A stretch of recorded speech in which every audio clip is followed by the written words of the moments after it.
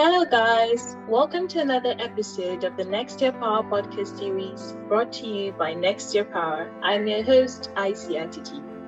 The Universal Energy Facility, UEF, is a result-based funding facility that aims to scale energy access in sub-Saharan Africa. The facility, sponsored by Sustainable Energy for All in partnership with multiple international donors, provides incentives to companies that deploy renewable energy solutions. The UEF recently launched a Stand-Alone S0lar for productive use program in Nigeria with a call for pre-qualification applications.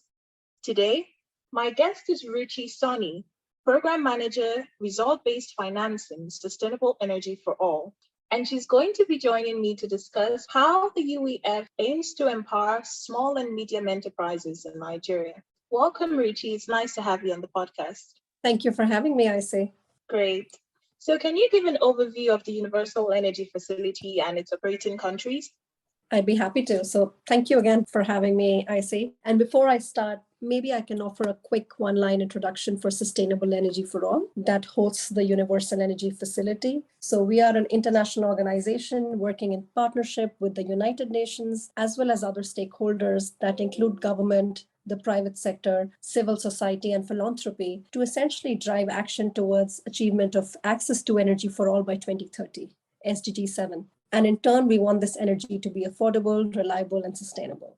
Jumping onto the Universal Energy Facility, it's managed by SEforALL, and we provide capital to private sector companies and developers in sub-Saharan Africa by essentially giving a subsidy for each verified new electricity connection. We call it results-based financing, or RBF, as this is the grant payment that's made upon verifying this on the ground based on those electricity connections to the end user. Our overall mission is to significantly speed up and scale up access to energy by providing this much needed capital, again, against these verified connections. How we approach this also is to see that this places that risk of executing projects on the private sector and in turn provides this much greater certainty in terms of the financing that's available to them.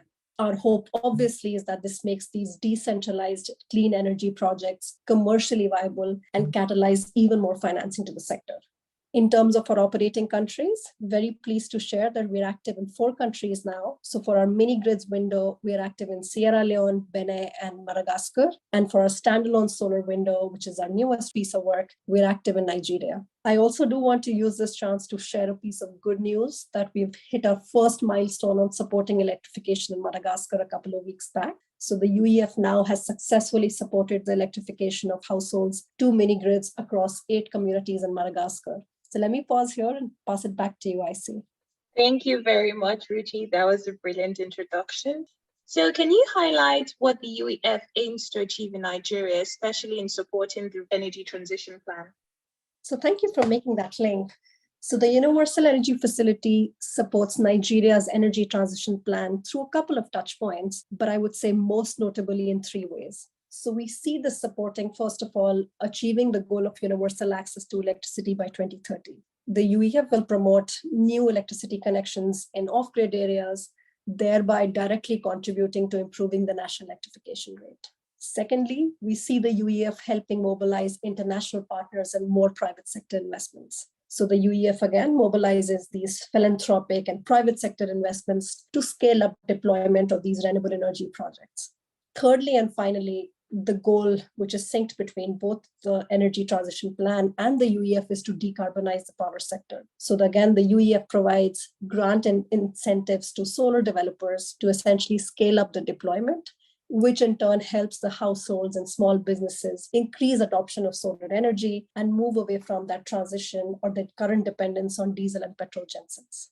Thank you. So I had a conversation with someone recently, and they were wondering the differences between the UEF's Stand-Alone S0lar for Productive Use program and the Nigeria Electrification Program's Stand-Alone S0lar Home Systems component.